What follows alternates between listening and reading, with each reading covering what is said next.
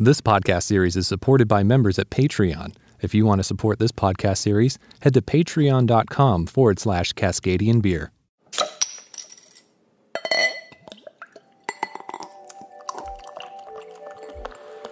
When you have a vision for your business in mind, sometimes you just have to start before all the pieces are in place.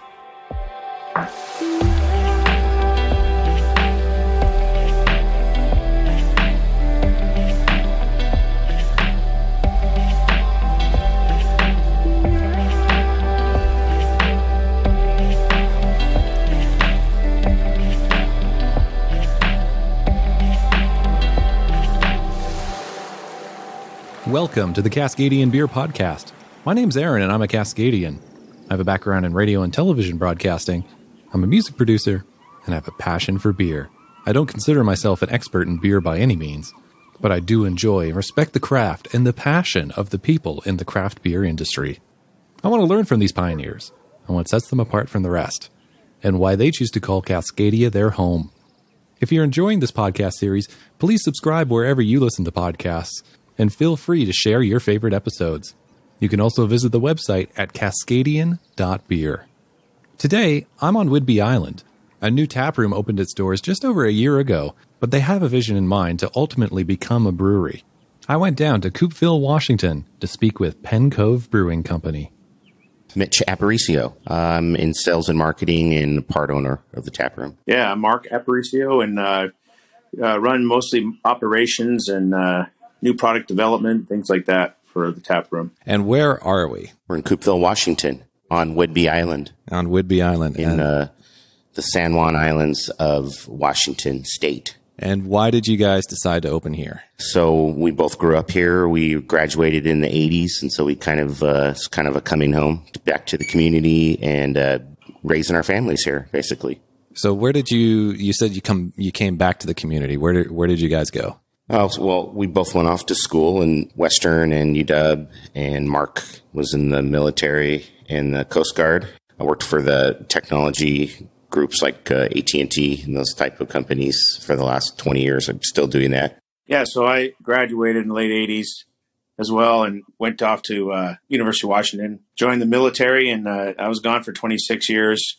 And when I came back, Mitch and I just started putting our heads together and said, hey, this would be a fun idea to do in our hometown. So we just liked the community aspect of it. And we have a lot of friends there still in the community. So we thought it'd be a good fit. So which one of you is the bigger beer geek? Or is it equally split? Definitely Mark. Probably me, yeah. So while I was in the military, I started homebrewing back in the early 90s. Actually, in Port Angeles, Washington, there is when I first had my first homebrew on New Year's Eve, I think in 95. So, and just fell in love with it. Me and my buddy just started brewing like crazy, and we got into all grain pretty quickly. Just so happened that he and I both got orders to North Carolina. And then after that, we both got orders to Puerto Rico. By the time we got into Puerto Rico, we literally had, a big commercial fridge in my garage with a couple taps. In Puerto Rico, you can imagine hard to get ingredients out there. So it was back then. It's easy now from what I heard. But we would drive all the way to San Juan, which is about a 2.5-hour drive from our base. And we would load up. There's a local San Juan brewery there. Load up on all kinds of stuff that they had. And we would order stuff from northern brewers. I had my sunroom there that had so much ingredients that I could just walk in there and we could just pick whatever we wanted to do and brew for the day. But I used to have this fridge in the garage, and down there I was on a base, so the garage, there was no lock, and guys would just come in and open up the garage, put money in a hat and pour themselves a beer when I was gone. The best honesty box bar ever. Yeah. I actually, made a little money on the deal. So, cause people love the beer. When I was in Puerto Rico, I started getting into lagers and things like that. So, cause it was beautiful weather and a nice, crisp, refreshing lager was kind of fun. So we brewed pretty much, literally almost everything. We started getting into Belgians, and we love IPAs, but trying to get the lagers just right were pretty fun. We ended up brewing this one called a Chupacabra, and it was a really good high malt, real malty lager. It was perfect down there in Puerto Rico. But then when I moved back to the States, I just kind of haven't been brewing. But my last tour was in California at the Naval Postgraduate School. And here I really got into the California craft beer scene. Lagunitas, Bear Republic, Stone, a couple guys here, Alvarado, Blind Pig, Peter B's, all these guys down here. And I got involved in the homebrew club. And in Monterey, we had over 200 members. And these bigger breweries would come in and basically sponsor us to have homebrew events. And we would have, 300-400 people there with like 35 different homebrews, giving money off to nonprofit organizations and things like this. So it was a pretty big deal. And when I moved back to Whidbey Island, I was really, really, really involved in the beer industry. And Mitch and I sat down and said, yeah, let's make that happen here. So we did, and it turned out great. What was your initial response, Mitch? Well, I like the idea that it's a family business and something that Marc was passionate about. And I felt like the sales and marketing aspect of just the branding and that type of thing, I could definitely help with that. So it was more convincing my wife that we wanted to do it. But the first year, man, I've learned a ton. And, with Marc and Tammy, my wife, just helping. It's our first business. It's our first crack at, trying to you want to do something for everybody in the community. And a lot of times you can't do everything. But yeah, I just thought that just the idea that we're bringing something back to where we were raised and kind of embracing the community that way and trying to give back, but still do something that we like doing. So from the initial idea to opening your doors, how long was that process? I don't know. Was it like 6 months or so that we started talking about it? And next thing I know, we were talking for, back and forth. And he had talked to the landlord. And next thing I know, he sends me a text message with a picture of him and a guy with the sledgehammers, and they're like starting to tear the walls and down. And I was like, I guess we're in, Yeah. So we did like midnight construction, and, we just busted our butts for a good 2 or 3 months to open our doors. And really the goal was to open it during a particular festival, for Muscle Festival that they have here annually. I don't know. It's like 25 years they've been doing it. So we wanted to kind of embrace that and everything. And I think the idea of being in Coupeville, we looked at some other locations on Whidbey Island, but we just figured that our vision was more bringing it back to where we were grown up, where we grew up. So Coupeville was definitely the spot we wanted to do it. And that does seem very important, because you've mentioned that a number of times now. Do you think you would have been able to do this anywhere else, or would it just not have had that same focus that you have here? Well, I think that it could be done in other places, and that's kind of, the bigger picture, which we can go into kind of the vision. Ultimately, the idea would be have branding where we could open the similar tap rooms and basically feeder tap rooms to sell our beer, branded beer. And so that's how we would grow.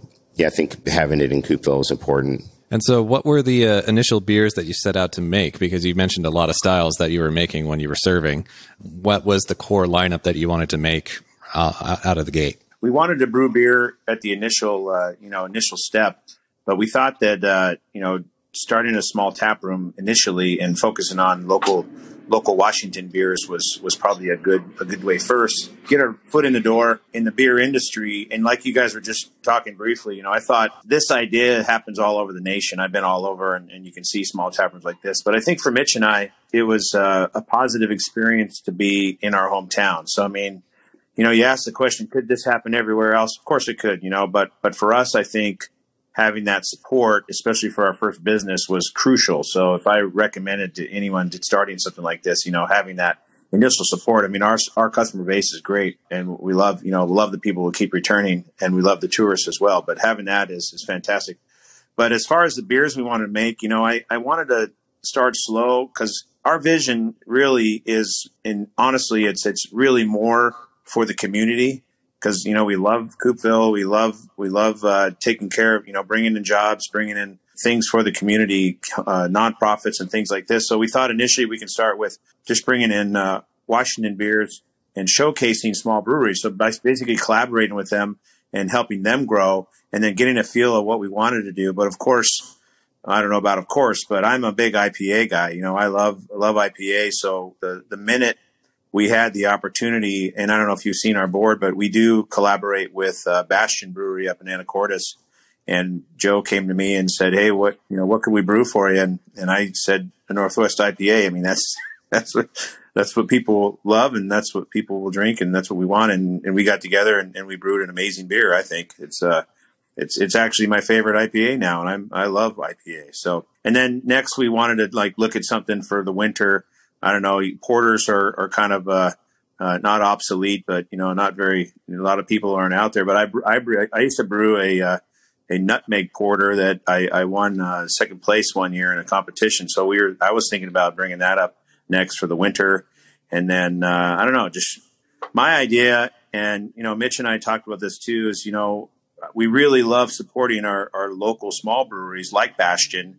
We love Crucible. We love North Sound. We love Flyers and Farm Strong and all these guys. So my vision would be maybe we only brew maybe 3-4 beers and then continue showcasing their beers, and then maybe they'll showcase ours. So that's kind of our vision. A collaboration, community, all that stuff is kind of what our vision is. And I think that's a great focus too, being the location that you are, because you're along the main highway where it connects out to the peninsula as well as the mainland. And what a better place for somebody to stop and have lunch and see beers from other regions that they might be traveling to. Exactly. Yeah, we love the location. From here, then, there's no brewing on site, correct? Right. So do you want to expand and brew on site? Yeah, so that's part of the 3 to 5 year plan, is to actually have a brewing facility in the city limits. So we've got a few different options that we're looking at, for possibilities, but, it's not going to happen overnight. And we've gained a lot of community support with other businesses in the area. We lasted this 1 year, and I think we came out of the other end positively. And so, yeah, we're getting all our ducks in a row for the next year to see how things would go. But that's ultimately the plan, is to brew on site. What would be a comfortable size for you to start with? One of the reasons we're really not brewing yet is because, like Mitch said, we're trying to get our ducks in a row. I've done a ton of research in the beer industry. I have a lot of friends that own their own breweries, and we want to get to a point where we can actually afford to maintain the brewery. And I think you've seen that in the beer industry. If we start too small, the demand might pick up too much, and next thing you know, we're brewing every second of the day. But if we go way too big and then we don't have the demand, then we'll be paying off equipment that we don't, that we're not using, or we're not reaching the full capacity. So we've kind of come up to the number of, maybe a 7-barrel system. I think 7 to 10 barrel. And I think any article you read in the beer industry, that seems about right. If you're lower than 7, then you can't really, afford a full-time brewer. I mean, I know how to brew, but I mean, I would love to have a brewing job. You can see right now I'm working. So, being able to hire a full-time brewer, somebody that has the UC Davis or Siebel experience, and then also being able to meet the demand to be able to pay what it would cost to have that type of equipment, So I think we're just kind of waiting for that. And the second thing is, it's great. Mitch and I are very fortunate that we were able to just, I retired from the military, and between the two of us, we were able to start this tap room. Not a lot of people have money in their bank to do something like that, but we're paying ourselves back to be able to go to the next step. I mean, we're talking, if we do the numbers right and do it 7 to 10 barrel system, then we want to be able to have investors or, somebody else that wants to share the risk with us, versus us, taking all the risk. So that's kind of where we're balancing. And we have potential investors already. We have potential locations already.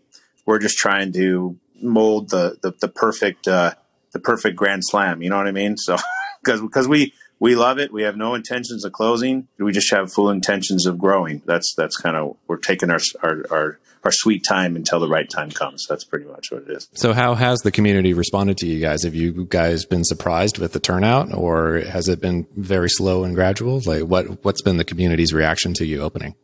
Well, I think Having opened last year, it started off slow and gradually, but it really was helped by the social media and people like searching Google and the Facebook. And so we had a lot of positive. I think we went from the first week we had like 12 likes to like 500 likes within the first few weeks just because of the Muscle Fest and all the buzz that we created. But we really focus on the locals and try to create like membership programs and different type of clubs, to keep the locals coming back.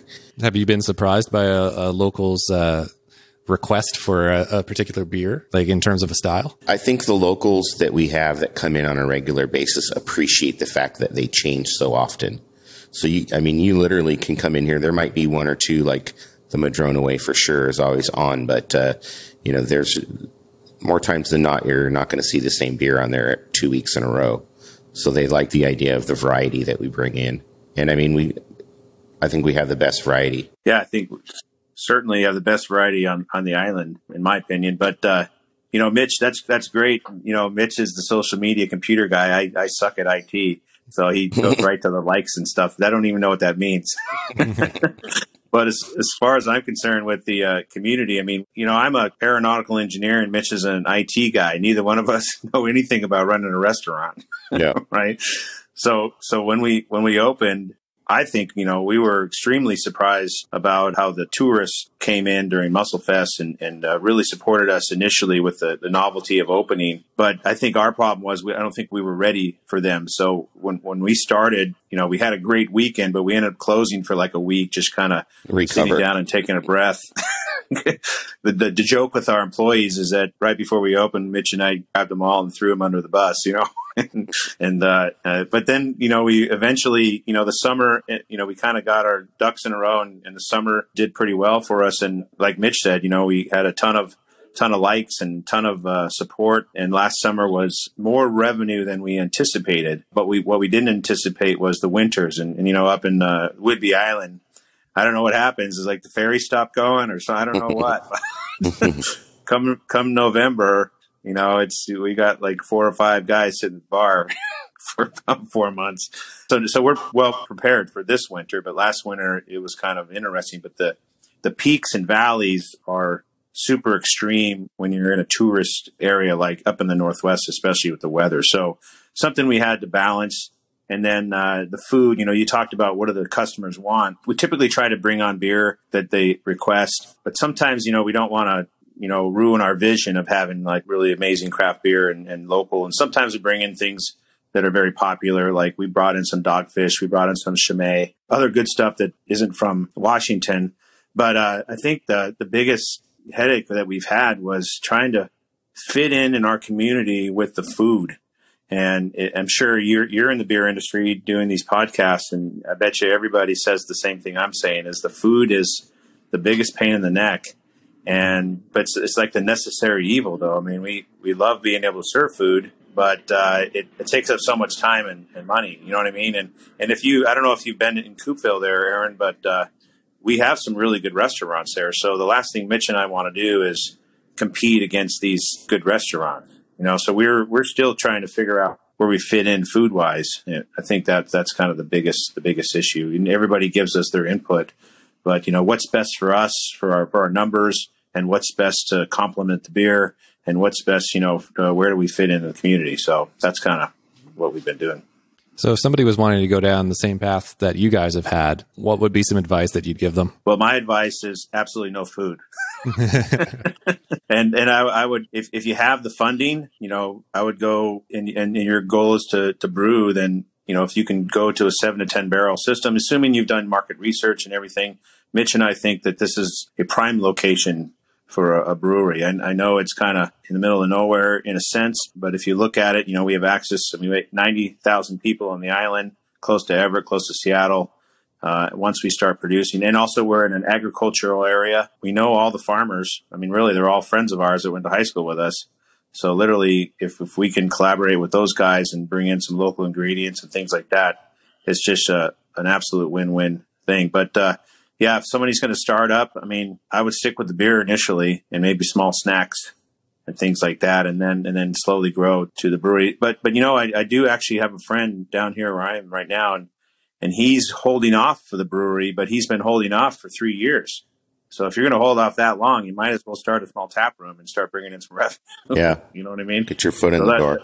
Yeah, get your foot in the door. Spread the brand awareness. And yeah, so, but that's what I recommend. I don't know about you, Mitch. Mitch is more on the, people side and social media and all that stuff. But from the number side, that's what I would recommend. Yeah, I just think from a marketing perspective, the brand awareness is important. Building the story, building the vision, trying to keep people up to date, even though things may not necessarily change on a day-to-day basis. The people out there kind of want that, daily update about whatever it is. So we're trying to balance the time it takes to do all the different social medias and stuff like that. But we kind of were hedging on, okay, we got to do the website. And then all of a sudden one weekend, Mark went into the website thing, and we cranked out a website in a weekend, and next thing you know, we're live. So, there's probably some things that we could tweak a little bit, with our we have free Wi-Fi. We subscribe to the cable channels for all of the NFL games and